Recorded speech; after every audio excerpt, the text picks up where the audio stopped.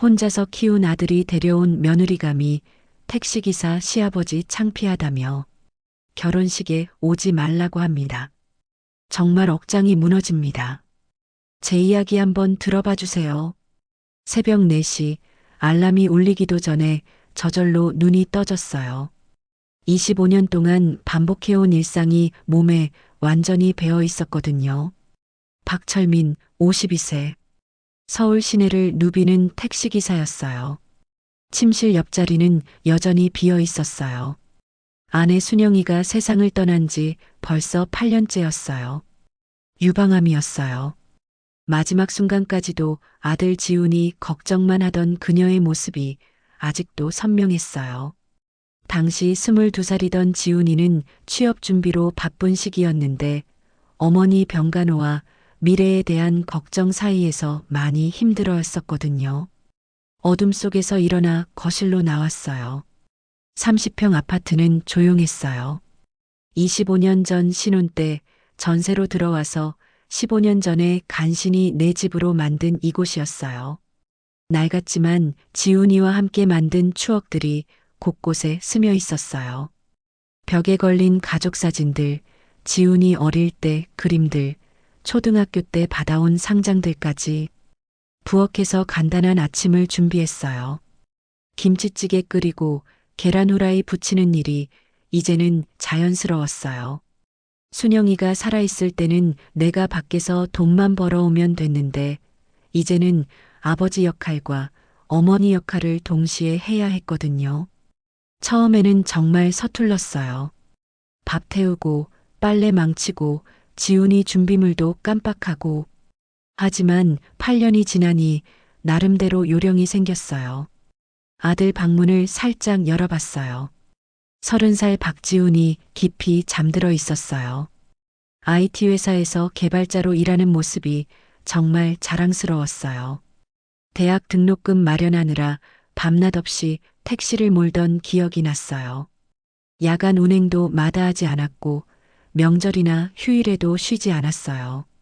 그 모든 고생이 헛되지 않았다는 걸 지훈이가 증명해주고 있었거든요. 지훈아, 일어나야지. 회사 늦겠다. 30살이 됐어도 여전히 아침 일어나는 게 어려운 아이였어요. 어릴 때부터 그랬거든요. 순영이가 살아있을 때는 엄마가 깨웠는데 이제는 내 몫이 됐어요. 비몽사몽 거실로 나온 지훈이가 식탁에 앉았어요. 산발이 된 머리 모습이 어릴 때와 똑같아서 웃음이 나왔어요. 아빠가 차린 밥이 제일 맛있어요. 이런 말을 들을 때면 25년의 고생이 다 보상받는 기분이었어요.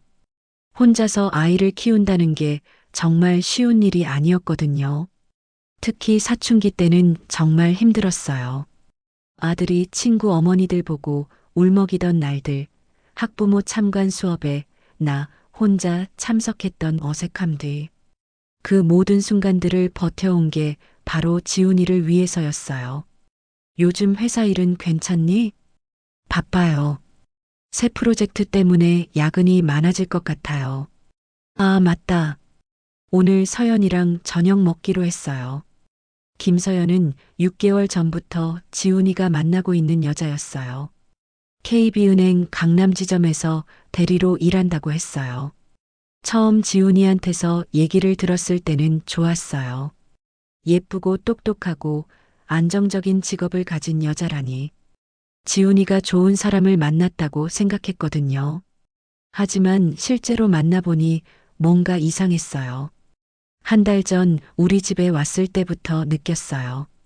예의 바르게 인사는 했지만 우리 집을 둘러보는 시선이 영 탐탁지 않았어요. 30평 아파트가 작다고 생각하는 건지 아니면 가구들이 오래됐다고 생각하는 건지. 서연이가 요즘 어때? 좋아해요. 그런데 가끔 예민할 때가 있어요. 왜? 잘 모르겠어요. 특히 집안 얘기나 가족 얘기만 나오면 표정이 달라져요. 그 말을 듣는 순간 가슴 한편이 답답해졌어요. 혹시 내가 문제가 되는 건 아닐까? 택시기사인 아버지가 부담스럽다고 생각하는 건 아닐까? 지하 주차장으로 내려가 내 택시에 올랐어요. 검은색 소나타, 주행거리 60만 킬로미터. 25년 동안 함께한 동반자였어요. 이 차로 서울 시내 어디든 갈 수 있었고 골목길까지 다 외우고 있었어요. 첫 손님은 공항으로 가는 출장자였어요. 기사님, 오래 하셨나 봐요? 25년째 하고 있어요. 대단하시네요. 요즘 같은 세상에 한 가지 일을 그렇게 오래 하기 쉽지 않은데 자부심이 있었어요. 25년 동안 정직하게 일해서 아들을 대학까지 보냈고 지금은 좋은 회사에서 일하고 있으니까요. 하지만 한편으로는 불안하기도 했어요. 혹시 서연이 같은 사람들 눈에는 택시기사가 별로 보이는 건 아닐까? 점심때 동료 기사들과 휴게소에서 만났어요. 다들 20년 넘게 이 일을 해온 베테랑들이었어요. 철민이 형, 아들 결혼 얘기는 어떻게 돼가? 글쎄, 아직 확정된 건 아니지만 좋은 사람 만나고 있어. 은행원이라며? 좋겠네. 우리 같은 사람들하고는 다른 세계지. 김 기사의 말이 마음에 걸렸어요. 우리 같은 사람들이라니 무슨 의미인지 알 것 같았어요. 형, 그런데 그 여자가 형을 어떻게 생각하는지 확인해 봤어? 무슨 소리야? 요즘 젊은 애들 까다로워. 특히 은행원 같은 화이트 칼라들은 서민들하고 격이 다르다고 생각하거든. 그 말이 계속 머릿속을 맴돌았어요. 혹시 정말 서연이도 그런 생각을 하는 건 아닐까? 저녁 늦게 집으로 돌아가는 길 마음이 복잡했어요. 25년 동안 정직하게 살아왔는데 혹시 그게 아들한테 짐이 되는 건 아닐까? 택시기사인 아버지 때문에 지훈이가 결혼에 어려움을 겪는 건 아닐까? 집에 도착했을 때 지훈이는 아직 들어오지 않았어요. 서연이와 데이트하고 있겠죠. 혼자 앉아서 생각해 봤어요. 서연이라는 여자에 대해서요. 25년 동안 온갖 사람들을 상대하면서 터득한 직감이 있었는데 서연이에게서는 뭔가 계산적인 냄새가 났거든요. 하지만 그때는 몰랐어요. 내 직감이 얼마나 정확한지, 그리고 앞으로 얼마나 충격적인 일들이 기다리고 있는지. 한 달 전 일요일, 지훈이가 서연이를 집에 데려온 날이었어요. 그날은 평소보다 일찍 운행을 마치고 집에 와 있었어요. 일요일이라 손님도 적었고 아들이 여자친구를 데려온다니까 집을 정리하고 싶었거든요. 거실을 청소하고 화장실도 깨끗이 닦고 냉장고에 있는 과일들도 예쁘게 깎아서 준비해 뒀어요. 30평 아파트지만 25년 동안 살면서 나름대로 아늑하게 꾸며놓은 우리 집이 자랑스러웠어요. 비록 가구들이 좀 오래됐지만 정성스럽게 관리해온 흔적들이 곳곳에 있었거든요. 오후 3시쯤 지훈이가 서연이와 함께 들어왔어요. 현관에서 구두를 벗는 서연이의 모습을 보니 정말 예쁘고 단정해 보였어요. 키도 적당히 크고 화장도 자연스럽게 해서 첫인상은 나쁘지 않았어요. 아버님, 안녕하세요. 목소리도 차분하고 예의 바른 것 같았어요. 하지만 뭔가 어색했어요. 인사를 하면서도 눈동자가 이리저리 움직이더라고요. 우리 집을 관찰하고 있는 것 같았어요. 어서 와라, 서연아. 지훈이가 얘기 많이 하더라. 거실로 안내하면서 자연스럽게 대화를 이어가려 했어요. 하지만 서연이의 시선이 계속 신경 쓰였어요. 거실에 오래된 소파, 20년 된 TV, 식탁 위에 소박한 반찬들을 훑어보는 눈빛이 영 탐탁지 않았거든요. 지훈이는 서연이에게 우리 집을 소개해 주려 애썼어요. 여기가 우리 집이야. 어때? 네. 아늑하네요. 대답은 했지만 진심 같지 않았어요. 마치 억지로 좋다고 말하는 것 같았거든요. 그리고 지훈이한테는 환한 미소를 짓다가도 내가 말을 걸면 표정이 굳어지더라고요. 서연아, 뭐 좀 드릴까? 커피? 아니면 과일? 아니에요, 괜찮습니다. 짧고 차가운 대답이었어요. 더 이상 대화를 이어가고 싶어 하지 않는 분위기였어요. 지훈이가 눈치채고 얼른 화제를 바꿨어요. 서연이 부모님은 어떤 분들이세요? 그때서야 서연이 표정이 조금 밝아졌어요. 저희 아버지는 대학병원 내과 과장이세요. 어머니도 수간호사로 30년 넘게 일하고 계시고요. 자기 부모 얘기를 할 때는 자부심이 느껴졌어요. 목소리 톤도 확실히 달라지더라고요. 그리고 무의식적으로 내 직업을 물어볼까봐 걱정하는 기색이 보였어요. 지훈이가 눈치 없이 말했어요. 우리 아빠는 택시기사세요. 25년째 하고 계시거든요. 그 순간 서연이 표정이 미묘하게 변했어요. 웃고는 있었지만 뭔가 어색한 미소였어요. 마치 예상치 못한 말을 들은 것 같은 반응이었거든요. 아, 그러시구나. 그리고 다시는 내 직업에 대해 묻지 않았어요. 오히려 화제를 다른 곳으로 돌리려고 애쓰더라고요. 점심을 같이 먹자고 제안했더니 서연이가 정중하게 사양했어요. 죄송해요. 오늘 친구들과 약속이 있어서요. 사실인지 거짓말인지 알 수 없었지만 어쨌든 우리와 더 오래 있고 싶어 하지는 않는 것 같았어요.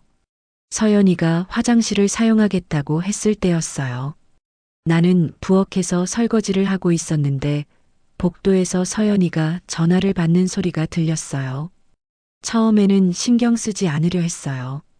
하지만 점점 목소리가 커지더라고요. 언니, 정말 힘들어. 누군가와 통화하고 있었어요. 아마 친한 친구인 것 같았어요. 아버지가 택시기사라니까. 우리 부모님이 알면 뭐라고 할지. 그 순간 설거지하던 손이 멈췄어요. 내 귀를 의심했어요. 택시기사? 나를 말하는 건가? 언니도 알잖아. 우리 친척들이 다 의사, 교수들인데 택시기사 시아버지라니. 정말 부담스러워. 심장이 쿵쾅거리기 시작했어요. 25년 동안 밤낮 없이 일해서 아들을 키웠는데 그게 부담스럽다니. 결혼은 하겠지만 친척들 만나는 자리에는 안 나오셨으면 좋겠어. 너무 부담스러워. 특히 우리 아버지 동기분들. 다 병원장들인데 뭐라고 할지. 더 충격적인 말들이 이어졌어요. 내가 지금 뭘 듣고 있는 거지? 25년 동안 정직하게 살아온 내 인생이 그렇게 부끄러운 건가? 그리고 지훈이도 좀. 아직 어린 것 같아. 30살이나 됐으면서 아직도 아버지한테 의존적이고 내 아들까지 깎아내리고 있었어요. 지훈이는 독립적이고 성실한 아이인데 뭐가 어리다는 건지 이해할 수 없었어요. 역시 집안 환경이 중요한 것 같아. 아무래도 택시기사 아들이니까 좀 더 이상 들을 수 없었어요. 손에 들고 있던 그릇을 조심스럽게 내려놓고 그 자리에 서 있었어요. 다리에 힘이 풀려서 주저앉을 뻔했거든요. 25년이에요. 순영이가 세상을 떠난 후 8년 동안 혼자서 지훈이를 키우기 위해 얼마나 애썼는데 새벽 4시에 일어나서 밤늦게까지 비 오는 날에도 눈 오는 날에도 아플 때도 쉬지 않고 운전대를 잡았어요. 지훈이 학비 벌려고 용돈 주려고 좋은 옷 사입혀주려고 전화 통화가 끝나고 서연이가 나왔을 때 나는 아무 일 없는 척했어요. 하지만 마음 한구석이 무너져 내리는 것 같았거든요. 아버님, 저 이제 가볼게요. 오늘 와서 즐거웠어요. 마지막 말은 완전한 거짓말 같았어요. 즐거웠다면 왜 그렇게 빨리 가려 하는 걸까요?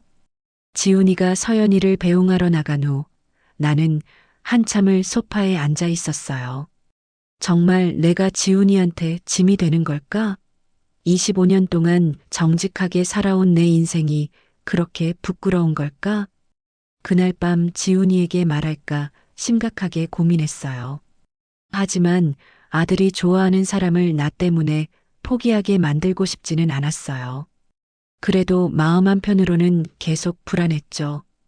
이런 마음을 가진 사람과 결혼해서 지훈이가 행복할 수 있을까? 그날 이후로 서연이를 볼 때마다 그 전화 통화가 생각났어요. 겉으로는 예의 바르게 인사하지만 속으로는 나를 어떻게 생각하고 있는지 알고 있었거든요. 그것이 앞으로 벌어질 더 큰 충격의 시작이었다는 걸 그때는 몰랐어요. 2주 전 일요일, 평소와 다른 하루였어요. 보통 일요일에도 운행을 나가는데 그날은 지훈이가 중요한 얘기가 있다며 집에 있어 달라고 했거든요. 아침부터 뭔가 심상치 않은 기운이 감돌았어요. 지훈이는 아침을 거의 먹지 않았어요. 평소에는 내가 해준 밥을 맛있게 먹는 아이인데 그날은 숟가락만 이리저리 굴리고 있더라고요. 뭔가 생각이 많아 보였어요. 회사 일부터 친구들 얘기까지 뭐든 숨기지 않고 말하는 아이였는데 그날은 완전히 달랐거든요. 점심을 먹고 나서도 지훈이는 계속 핸드폰만 보고 있었어요. 누군가와 메시지를 주고받는 것 같았는데 가끔 한숨을 쉬더라고요. 평소 같으면 내게 뭐든 물어보던 아이가 혼자서 뭔가 고민하고 있는 모습이 걱정스러웠어요. 얼굴 표정도 어둡고 계속 입술을 깨물고 있었거든요. 오후 3시쯤 되어서야 지훈이가 심각한 표정으로 얘기를 꺼냈어요.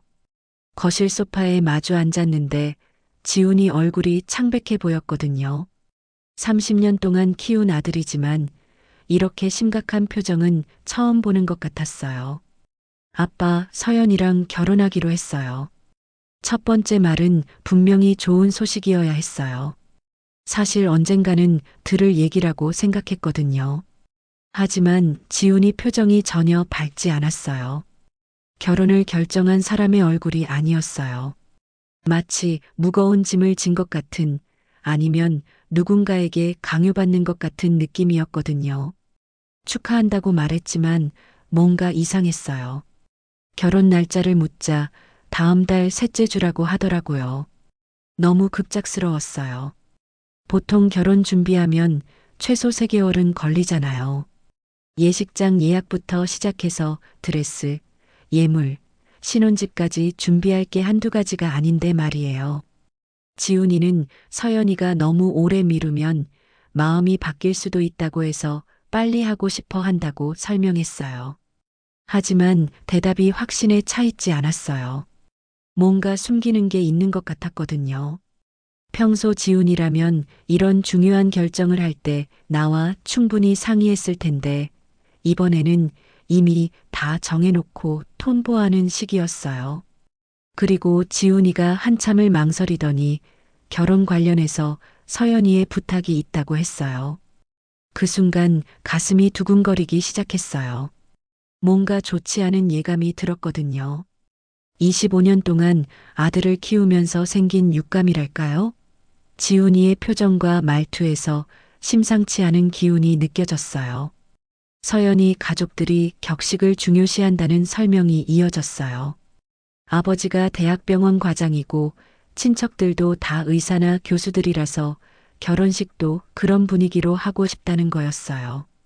점점 불안해졌어요. 지훈이가 하려는 말이 뭔지 대충 짐작이 갔거든요. 그리고 마침내 충격적인 말이 나왔어요. 결혼식에 안 오셨으면 좋겠다고 해요. 순간 머리가 하얗게 변했어요. 내가 지금 뭘 듣고 있는 거지? 내 아들 결혼식에 내가 안 오라고? 귀를 의심했어요. 25년 동안 밤낮 없이 일해서 키운 아들의 결혼식에 아버지인 내가 참석하지 말라는 소리였거든요. 목소리가 떨렸어요. 화가 나기보다는 당황스러웠어요. 이해가 안 됐거든요. 세상에 이런 일이 있을 수 있나 싶었어요. 지훈이는 자기도 어쩔 수 없다며 서연이 부모님이 워낙 그런 분들이라고 변명했어요. 택시기사라서 창피하다는 건지 직설적으로 물었어요. 더 이상 돌려서 얘기할 기분이 아니었거든요. 지훈이가 고개를 숙였어요. 그 모습만 봐도 답을 알 수 있었어요. 정말 내가 부끄러운 존재라는 뜻이었어요. 점점 화가 치밀어 올랐어요. 새벽 4시에 일어나서 밤늦게까지 운전대를 잡았던 25년이 생각났어요. 비 오는 날에도 눈 오는 날에도 쉬지 않고 일했던 나날들이요. 대학 등록금 마련하려고 야간 운행까지 했던 기억들이 주마등처럼 지나갔어요. 다 지훈이 하나 잘 키우려고 그런 거였는데 지훈이는 여전히 서연이 없으면 안 된다고 했어요. 자기 같은 사람한테는 서연이가 과분한 사람이라고 예쁘고 똑똑하고 좋은 집안 출신이라고 했어요. 그 말을 듣는 순간 정말 가슴이 아팠어요. 내 아들이 이렇게 자존감이 낮았나요? 언제부터 이렇게 됐을까요? 지훈이도 좋은 회사 다니고 성실하고 착한 아이인데 왜 자기를 그렇게 낮춰보는 건지 이해할 수 없었어요. 그리고 지훈이는 자기도 어른이 됐으니까 자기 선택을 존중해 달라고 했어요. 그 순간 정말 미칠 것 같았어요. 내 아들이 완전히 세뇌당해 있었거든요. 저 여자가 얼마나 교묘하게 지훈이를 조종했는지 알 수 있었어요. 지훈이의 자존감을 바닥까지 떨어뜨려 놓고 자기 없으면 안 된다고 생각하게 만든 거였어요. 좋다. 알겠다. 내 맘대로 해라. 결국 이렇게 말할 수밖에 없었어요. 더 이상 무슨 말을 해봐야 소용없을 것 같았거든요. 그날 밤 지훈이는 집에 오지 않았어요. 아마 서연이네 집에서 지내는 모양이었어요. 나는 혼자 소파에 앉아서 한참을 멍하니 있었어요. 25년 동안 내 인생을 다 바쳐서 키운 아들이 나한테 이런 말을 하고 있다니. 그날 밤 잠을 한숨도 잘 수 없었어요.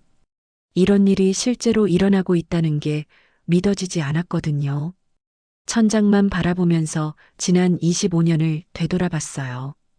혹시 내가 잘못 키운 걸까? 아니면 정말 내가 지훈이한테 짐이 되는 걸까?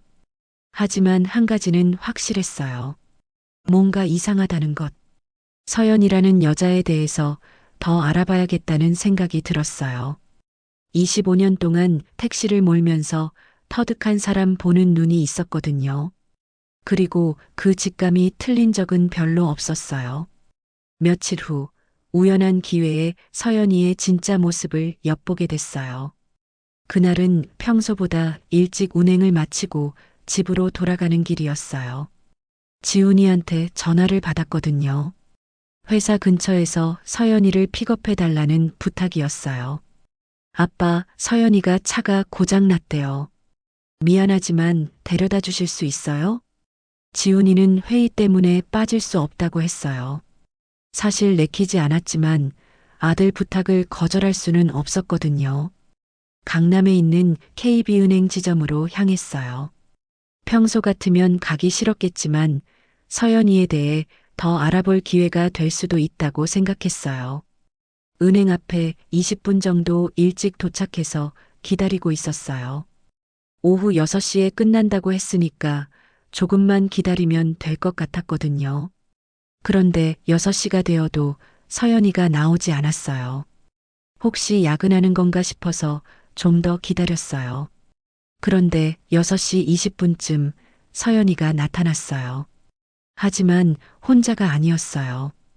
어떤 중년 남자와 함께 나오는 거였어요. 그냥 동료라고 하기에는 너무 친밀해 보였거든요. 남자가 서연이의 어깨에 손을 올리고 서연이는 자연스럽게 받아들이고 있었어요. 더 놀라운 건 그 다음이었어요. 남자가 서연이의 손을 잡더라고요. 서연이는 피하지도 않고 오히려 고개를 기대는 듯한 모습이었어요. 이상했어요. 분명 지훈이를 만나러 온다고 했는데 다른 남자와 이렇게 친밀하게 행동하다니. 서연이가 내 택시를 발견하고는 급하게 그 남자와 헤어졌어요. 표정이 순식간에 바뀌더라고요. 밝고 자연스럽던 얼굴이 경직됐어요. 마치 들킨 것 같은 표정이었거든요. 아버님, 죄송해요. 늦었네요. 택시에 타면서도 뭔가 어색해 했어요. 평소보다 말수도 적었고 계속 뒤를 돌아보더라고요. 회사에서 야근 많이 하니? 아니요. 그냥 업무 정리하느라고요. 대답이 짧았어요. 더 이상 묻고 싶지 않다는 분위기였거든요. 집까지 가는 동안 서연이는 계속 핸드폰을 만지작거렸어요. 누군가와 메시지를 주고받는 것 같았는데 가끔 미소를 짓더라고요. 지훈이와 메시지하는 것 같지는 않았어요. 지훈이한테는 그런 표정을 짓는 걸 본 적이 없었거든요. 그때 택시기사 25년의 감이 발동했어요. 뭔가 수상하다는 직감이 들었거든요. 오랜 경험상 사람들의 거짓말이나 숨기는 게 있을 때 보이는 행동들이 있어요. 서연이가 바로 그런 모습이었어요. 다음 날부터 본격적으로 관찰하기 시작했어요. 일부러 서연이 은행 근처에서 대기해 봤거든요. 점심시간에 나오는 서연이를 봤는데 또 그 남자와 함께였어요. 이번에는 더 가깝게 붙어서 걷더라고요. 손을 잡고 걷는 모습이 연인 사이로밖에 보이지 않았어요. 이상했어요. 서연이는 지훈이와 사귀고 있고 곧 결혼할 예정인데 다른 남자와 이렇게 친밀하게 지내다니. 혹시 그냥 친한 동료일 수도 있겠지만 25년 동안 온갖 사람들을 봐온 경험으로는 절대 그런 관계가 아니었어요. 그 남자를 따라가 봤어요. 택시기사의 장점 중 하나가 추적이거든요.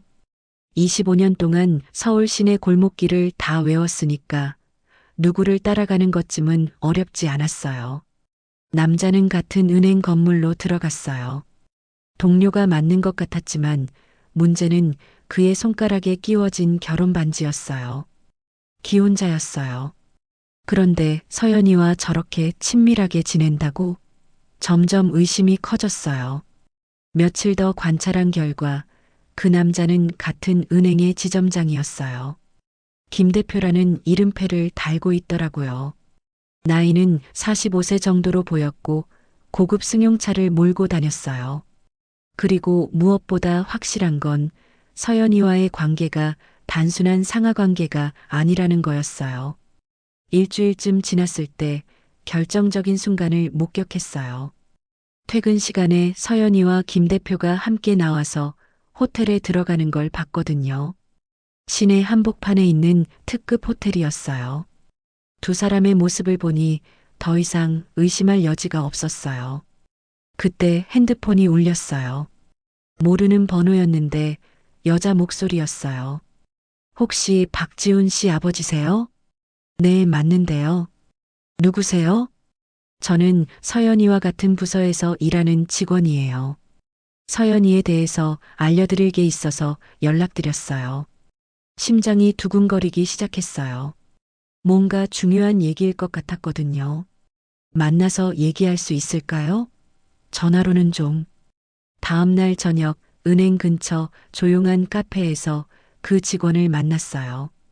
30대 초반으로 보이는 여자였는데 표정이 심각했어요. 사실 서연이가 김지점장님과 사귀고 있어요. 역시 내 직감이 맞았어요. 하지만 더 충격적인 이야기가 이어졌어요. 벌써 2년째예요. 근데 김지점장님은 이혼할 생각이 없으시대요. 그럼 지훈이는 뭔가요? 솔직히 말씀드리면 돈 때문인 것 같아요. 그 순간 온몸이 차가워졌어요. 내 아들이 이용당하고 있다는 얘기였거든요. 무슨 돈 말씀이에요? 결혼 비용이랑 신혼집 전세금 받아서 김지점장님과 새 집 구하려는 것 같아요. 그리고 몇 개월 후에 이혼 사유를 만들어서 헤어질 계획이라고 들었어요. 정말 치밀한 계획이었어요. 내 순진한 아들이 완전히 당하고 있었던 거죠. 증거가 있냐고 물었더니 그 직원이 핸드폰을 보여줬어요. 서연이와 김 대표가 함께 찍은 사진들, 그리고 둘의 메시지 내용까지 모든 게 다 있었어요. 왜 이런 얘기를 저한테 해주시는 거예요? 양심상 그냥 넘어갈 수가 없어서요. 지훈 씨가 정말 좋은 분인 것 같은데 이렇게 당하시면 안 될 것 같아서요. 집으로 돌아가는 길에 머릿속이 복잡했어요. 이제 확실해졌어요. 서연이는 지훈이를 진심으로 사랑하는 게 아니라 돈을 노리고 있었던 거예요. 그리고 나를 결혼식에서 배제시키려는 것도 나중에 문제 제기할 사람을 없애려는 계산이었을 거예요. 이제 더 이상 가만히 있을 수 없었어요. 내 아들을 지켜야 했거든요. 더 자세히 조사해 보니 충격적인 사실들이 드러났어요. 서연이와 그 지점장 김 대표는 이미 2년째 불륜 관계였던 거예요. 그리고 이것이 서연이의 첫 번째 사기가 아니라는 더욱 놀라운 진실도 알게 됐어요. 그 은행 직원이 더 많은 정보를 가져왔어요. 며칠 후 다시 만났는데 이번에는 더 구체적인 증거들을 준비해 왔더라고요. 사실 서연이가 예전에도 이런 일을 했었어요. 예전에도요? 네.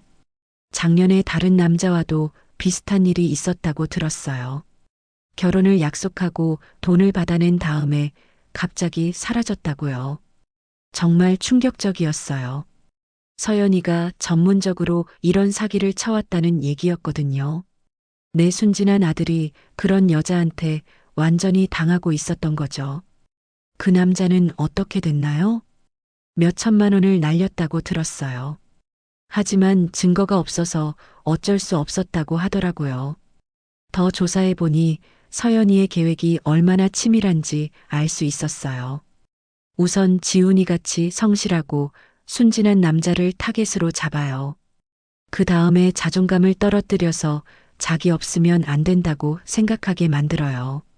그리고 급하게 결혼을 추진해서 돈을 받아낸 다음에 사라지는 거였어요. 특히 나를 결혼식에서 배제시키려는 것도 계산된 행동이었어요. 나중에 문제가 생겼을 때 이 일을 제기할 사람을 미리 제거해 두는 거였거든요. 택시기사라는 직업을 이용해서 자존심을 건드리고 아들과의 관계를 멀어지게 만드는 일석이조의 효과를 노린 거였어요. 며칠 후에는 더욱 놀라운 소식을 들었어요. 서연이가 김 대표한테 했던 말을 우연히 들었다는 다른 동료로부터 연락이 왔거든요. 서연이가 김지점 장님한테 그러더라고요. 이번에는 확실히 성공할 거라고. 택시기사 아들이라 쉬울 거라고요. 그 말을 듣는 순간 온몸이 부르르 떨렸어요. 내 아들을 그렇게 쉬운 상대로 보고 있었다니. 25년 동안 정직하게 살아온 우리 가족을 그렇게 우습게 여기고 있었다는 게 너무 화가 났어요. 그리고 또 하나 더 있어요. 뭔데요? 서연이가 결혼식 끝나고 바로 김지점 장님과 해외로 떠날 계획이래요. 신혼여행 간다고 하면서요. 정말 완벽한 계획이었어요. 결혼식을 올려서 축의금도 받고 신혼집 전세금도 받은 다음에 신혼여행이라는 핑계로 김 대표와 함께 도망가는 거였어요. 그리고 한 달 정도 후에 이혼 사유를 만들어서 돌아와서는 재산 분할까지 요구할 생각이었던 거죠. 이런 정보들을 수집하면서 서연이라는 여자가 얼마나 악독한지 알게 됐어요.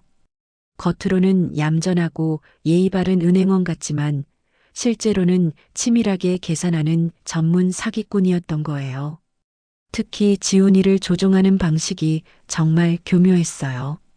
처음에는 관심을 보이다가 점점 까다로운 조건들을 내세워요.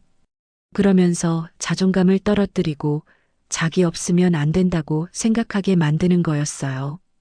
그리고 마지막에는 아예 가족까지 부정하게 만들어서 완전히 고립시키는 거였죠. 아버님께서 결혼식에 안 오신다면 더 좋죠. 나중에 문제 제기할 사람도 없고요. 서연이가 동료들한테 했다는 말을 전해 들었을 때 정말 치가 떨렸어요. 이 모든 게 계산된 행동이었다니. 하지만 한 가지 서연이가 계산하지 못한 게 있었어요. 택시기사 25년의 경험과 끈질김이었어요.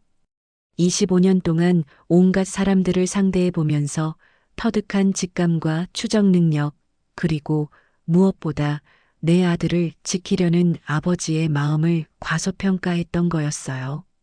증거들을 모으면서 계획을 세웠어요. 이제 더 이상 가만히 있을 수 없었거든요. 하지만 단순히 지훈이한테 말해서는 안 될 것 같았어요. 서연이한테 완전히 세뇌당한 상태에서는 내 말을 믿지 않을 수도 있었거든요. 결정적인 순간에 모든 걸 폭로해야겠다고 생각했어요.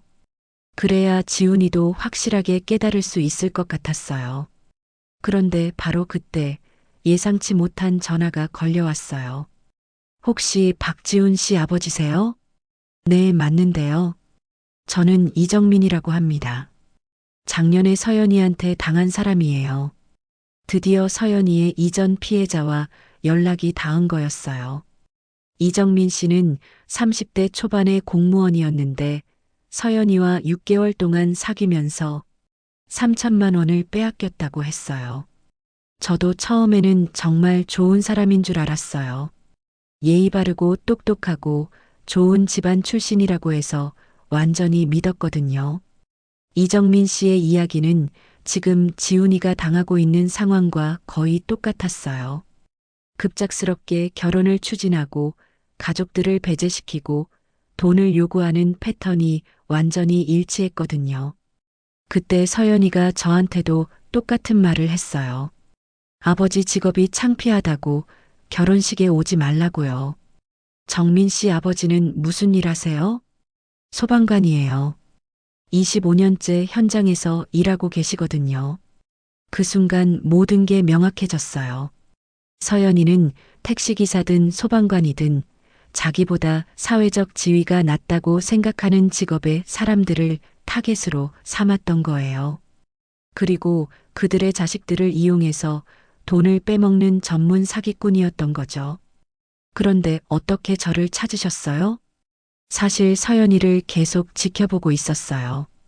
또 다른 피해자가 생길까 봐서요. 그래서 지훈 씨와 사귀는 걸 알고 연락드렸어요. 정민 씨는 서연이를 고발하려고 했지만 증거가 부족해서 포기했다고 했어요. 하지만 이번에는 달랐어요. 내가 수집한 증거들과 정민 씨의 증언, 그리고 은행 동료들의 제보까지 합치면 충분한 증거가 될 것 같았거든요. 이제 모든 준비가 끝났어요. 결혼식에서 진실을 폭로할 때가 왔었어요. 이제 더 이상 가만히 있을 수 없었어요. 내 아들을 지켜야 했거든요. 하지만 문제가 있었어요. 서연이가 나를 결혼식에 오지 말라고 했으니까 정면 승부로는 들어갈 수 없었어요. 다른 방법을 생각해야 했어요. 동료 택시기사들과 작전 회의를 했어요. 25년 동안 함께 일해온 동료들이니까 내 사정을 다 알고 있었거든요. 휴게소에서 만나서 상황을 설명했더니 모두들 분노했어요. 철민이 형, 그 여자 정말 못됐네. 어떻게 그런 짓을 할 수 있어? 형 아들이 완전히 당하고 있잖아. 이거 가만히 둘 수 없어. 동료들의 반응을 보니 내가 혼자가 아니라는 걸 느꼈어요. 김 기사가 제일 먼저 실용적인 조언을 해줬어요. 형, 결혼식에 몰래 들어가야겠어. 하지만 문제가 있었어요. 서연이가 나를 알아볼 텐데 어떻게 들어가냐는 거였어요. 그때 박 기사가 번뜩이는 아이디어를 냈어요. 변장하고 들어가면 되잖아요. 25년 동안 온갖 사람들을 태워봤으니까 연기는 자신 있을 거 아니에요. 생각해보니 그럴듯했어요. 택시기사로 일하면서 정말 다양한 사람들을 만났거든요. 부자부터 서민까지, 교수부터 노가다까지. 그들의 말투와 행동을 관찰하면서 자연스럽게 터득한 게 있었어요. 다음 문제는 어떻게 변장하느냐는 거였어요. 김 기사가 아내분이 미용사라면서 도움을 받을 수 있다고 했어요. 그리고 박 기사는 정장 대여점을 운영하는 친구가 있다고 했어요. 점점 계획이 구체화됐어요. 하지만 형, 들켜도 상관없어요. 오히려 더 좋지. 모든 사람 앞에서 저 여자의 정체를 까발리는 거야. 맞는 말이었어요. 어차피 목적은 진실을 폭로하는 거였으니까 들키든 안 들키든 상관없었어요. 결혼식 3일 전 본격적인 준비를 시작했어요. 우선 김 기사 아내인 미용사 선생님을 만났어요. 50대 중반의 경험 많은 분이었는데 내 상황을 듣고는 흔쾌히 도와주겠다고 했어요. 세상에 그런 못된 여자가 다 있나요? 당연히 도와드려야죠. 미용실에서 완전히 다른 스타일로 변신했어요. 평소 짧게 자르던 머리를 길러서 뒤로 넘긴 스타일로 바꾸고 염색도 했어요. 그리고 가짜 콧수염도 붙였어요. 거울을 보니 정말 다른 사람 같았어요. 어머, 완전히 다른 사람 같아요. 이 정도면 가족도 못 알아볼걸요. 다음은 옷 문제였어요. 박기사 친구가 운영하는 정장 대여점에 갔어요. 평소에는 절대 입지 않을 고급 정장을 골라줬어요. 브랜드 넥타이에 고급 구두까지. 이거 입으면 완전히 다른 사람 같을 거예요. 평소 스타일과는 정반대로요. 정장을 입어보니 정말 낯선 느낌이었어요. 거울 속 내 모습이 평소와는 완전히 달랐거든요. 마치 대기업 임원이나 병원장 같은 느낌이었어요. 형, 이거면 정말 될 것 같은데? 아들도 못 알아볼걸. 하지만 변장만으로는 부족했어요. 행동과 말투도 바꿔야 했거든요. 25년 동안 택시를 몰면서 태운 승객들을 떠올려 봤어요.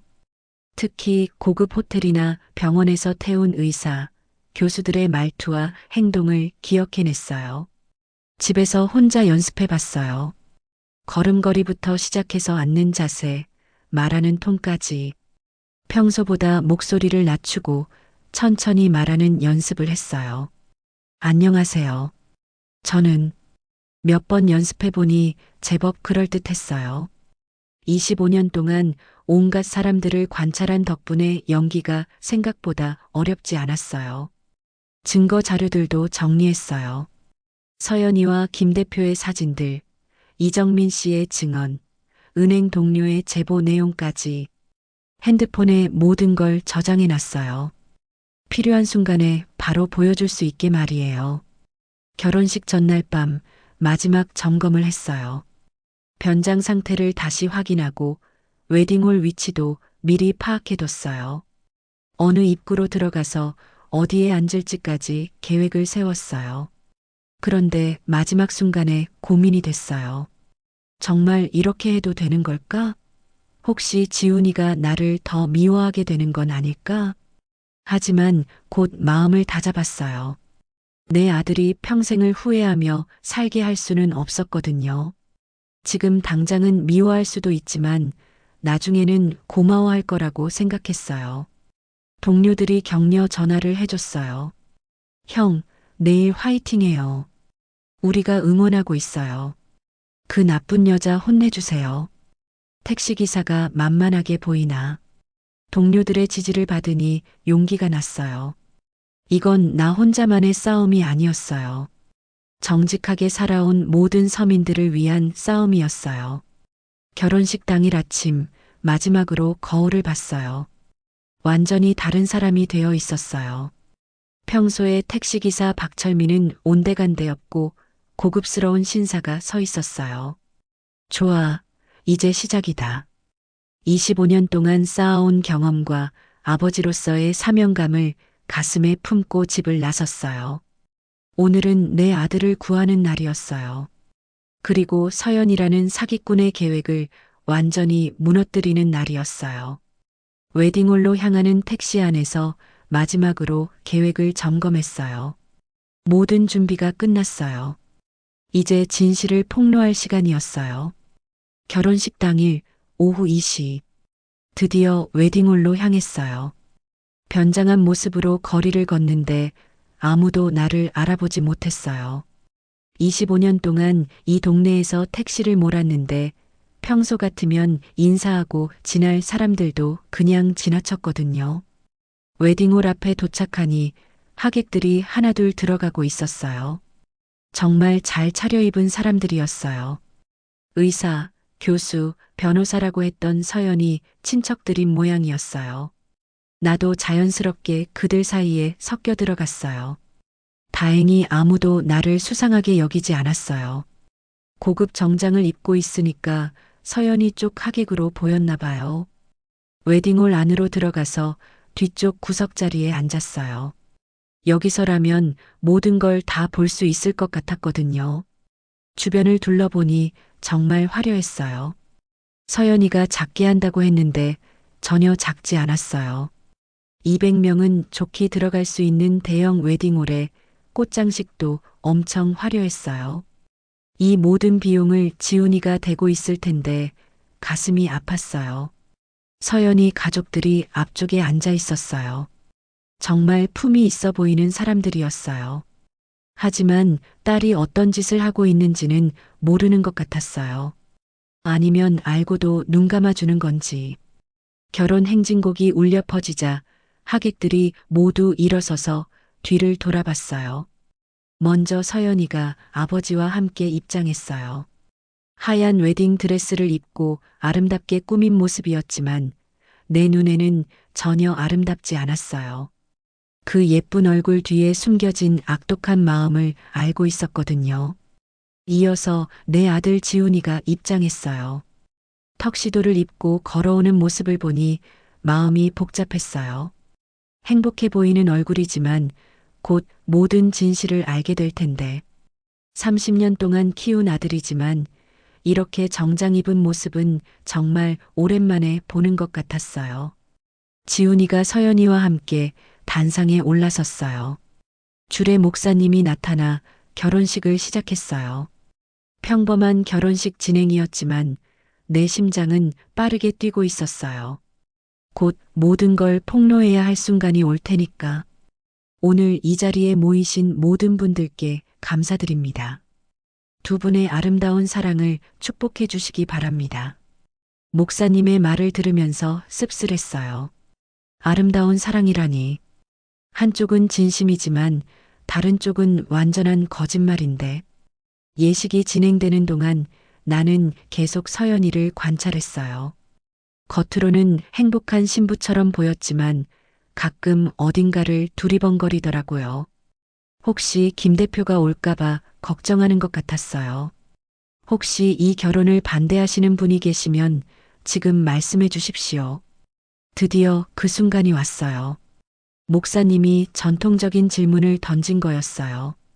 보통은 아무도 일어나지 않는 형식적인 질문이지만 오늘은 달랐어요. 나는 잠시 주저했어요. 정말 지금 일어나서 모든 걸 말해야 할까? 아니면 조금 더 기다려야 할까? 심장이 빠르게 뛰었어요. 손바닥에는 땀이 났고요. 주변 하객들을 보니 아무도 반대할 생각은 없는 것 같았어요. 모두들 조용히 앉아 있었거든요. 하지만 나는 달랐어요. 내 아들을 지켜야 했으니까. 그런데 바로 그때 예상치 못한 일이 벌어졌어요. 웨딩홀 뒤쪽 문이 벌컥 열리면서 한 중년 남자가 급하게 들어온 거였어요. 정장을 입었지만 넥타이가 삐뚤어져 있었고 얼굴에는 땀이 송글송글 맺혀 있었어요. 서연아, 안 돼. 그 남자가 서연이를 향해 소리쳤어요. 바로 김 대표였어요. 서연이의 얼굴이 순간 새파랗게 변했어요. 지점장님, 왜 여기에? 웨딩홀이 순식간에 소란스러워졌어요. 하객들이 웅성거리기 시작했어요. 뭔 일인지 모르는 사람들이 대부분이었지만 분위기가 심상치 않다는 건 알 수 있었거든요. 서연아, 내가 아내와 이혼 서류에 서명했어. 이제 우리가 정식으로 결혼할 수 있어. 김 대표의 말에 웨딩홀이 더욱 조용해졌어요. 모든 사람들이 무슨 소리인지 이해하려고 하고 있었거든요. 지훈이가 갈팡질팡하며 서연이를 쳐다봤어요. 이해할 수 없다는 표정이었어요. 자기 결혼식에 갑자기 나타난 남자가 자기 신부한테 결혼하자고 하고 있으니까. 서연아, 이게 무슨 소리야? 서연이는 완전히 당황해서 말을 잇지 못했어요. 이건 계획에 없던 일이었거든요. 김 대표가 갑자기 나타날 줄은 꿈에도 몰랐을 거예요. 바로 이때가 기회였어요. 나는 자리에서 벌떡 일어났어요. 잠깐만요. 내 목소리가 웨딩홀에 울려 퍼졌어요. 모든 사람들이 나를 쳐다봤어요. 지훈이도 나를 쳐다봤지만 변장 때문에 알아보지 못했어요. 저기 계신 분 무슨 일이십니까? 주례 목사님이 당황해서 물었어요. 이 결혼을 반대합니다. 웨딩홀이 더욱 조용해졌어요. 이제 돌이킬 수 없었어요. 모든 진실을 말해야 할 때가 왔어요. 저는 신랑의 아버지입니다. 가발을 벗어 던지자 지훈이의 입이 떡 벌어졌어요. 아빠? 그래, 아빠야. 이제 모든 게 시작됐어요. 25년 동안 준비해 온 이 순간을 위해서 말이에요. 웨딩홀에서의 폭로 후 모든 게 급속도로 전개됐어요. 서연이는 더 이상 변명할 수 없었거든요. 김 대표까지 나타나서 자백한 상황에서는 어떤 거짓말도 통하지 않았어요. 여러분 모두 들어보세요. 나는 웨딩홀 가운데 서서 큰 소리로 외쳤어요. 모든 하객들의 시선이 나에게 집중됐어요. 저 여자는 사기꾼입니다. 2년 동안 저 남자와 불륜을 저지르면서 우리 아들을 속여왔어요. 핸드폰을 꺼내 증거 사진들을 보여줬어요. 서연이와 김 대표가 함께 찍은 사진들, 호텔에 들어가는 모습까지. 하객들이 사진을 보려고 몰려들었어요. 그리고 이게 전부가 아닙니다. 이정민 씨의 연락처를 찾아 전화를 걸었어요. 미리 대기하고 있던 이정민 씨가 바로 받았어요. 여보세요, 정민 씨? 지금 웨딩홀이에요. 증언해 주세요. 스피커폰으로 바꿔서 이정민 씨의 목소리가 웨딩홀에 울려 퍼졌어요. 저는 작년에 이서연한테 3천만 원을 사기당한 이정민입니다. 똑같은 수법이었어요. 급하게 결혼을 추진하고 가족을 배제시키고 돈을 받아낸 다음에 사라지는 거였어요. 하객들 사이에서 탄식이 터져 나왔어요. 직접 증언을 듣고 나니 더욱 충격적이었거든요. 서연이는 끝까지 발악했어요. 다 거짓말이에요. 저 사람들이 저를 모함하고 있어요. 하지만 이미 늦었어요. 김 대표가 나타나서 모든 걸 자백한 상황에서는 어떤 변명도 소용없었거든요. 지훈이가 천천히 단상에서 내려와 서연이 앞에 섰어요. 얼굴은 창백했지만 눈빛은 단단해 보였어요. 서연 씨, 정말 2년 동안 저 지점장님과 사귀고 계셨나요?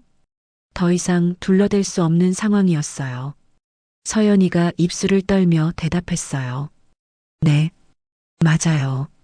그 순간 웨딩홀이 더욱 술렁거렸어요. 직접 인정하는 소리를 듣고 나니 모든 게 확실해졌거든요. 그럼 저와의 결혼은 무엇이었나요? 서연이가 고개를 숙였어요. 이제 완전히 들통난 거였어요. 김 대표가 서연이에게 다가가려 했지만 서연이는 그의 손을 뿌리쳤어요. 다 당신 때문이에요. 자꾸 이혼 안 해주니까 제가 이럴 수밖에 없었잖아요. 이제 서연이는 김 대표에게까지 책임을 떠넘기고 있었어요. 정말 끝까지 뻔뻔한 모습이었죠. 서연이 부모님들이 딸을 끌어안고 사과했어요. 정말 몰랐다고, 딸을 잘못 키운 자신들의 책임이라고 하면서요. 하지만 서연이는 마지막까지 반성하지 않았어요. 결국 결혼식은 취소됐어요. 하객들이 하나둘 자리를 떠나기 시작했는데 모두들 오늘 일을 평생 기억할 것 같았어요. 웨딩홀을 나서는 길에 지훈이가 내 손을 잡았어요. 아빠, 정말 미안해요. 뭐가 미안해? 아빠를 창피하게 생각한 제가 정말 바보였어요. 지훈이 눈에 눈물이 글썽거렸어요. 이제야 모든 걸 깨달은 것 같았어요. 그 후 몇 달은 정말 힘든 시간이었어요. 지훈이는 서연이한테 속았다는 충격 때문에 우울해했고 사람들 사이에서 소문이 퍼지기도 했어요. 하지만 시간이 지나면서 점점 회복됐어요. 6개월 후 놀라운 일이 벌어졌어요. 지훈이 회사에 새로 온 직원이 있었는데 그분이 지훈이에게 관심을 보인 거였어요. 간호사 출신으로 회사 의무실에서 일하는 김민지 씨였어요. 지훈 씨 아버지가 정말 멋있으시던데요.